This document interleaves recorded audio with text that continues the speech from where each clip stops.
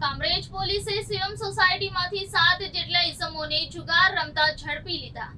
Kamrej police patrolling night કોમ્બિંગમાં હતા તે દરમિયાન કામરેજના પીઆઈ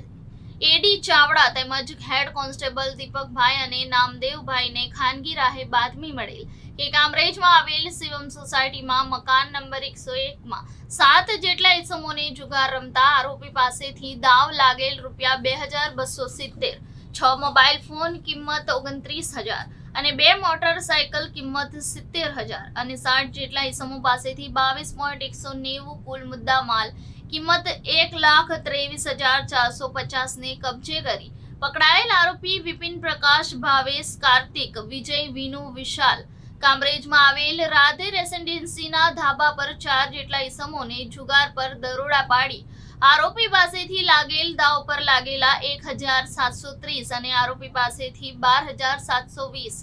અને 3 ફોન 12,000 પકડાયેલ આરોપી નામ પંકજ, આકાશ, રવિ, પ્રવીણ સહિતને કુલ મુદ્દામાલ કિંમત 26,450, કુલ કિંમત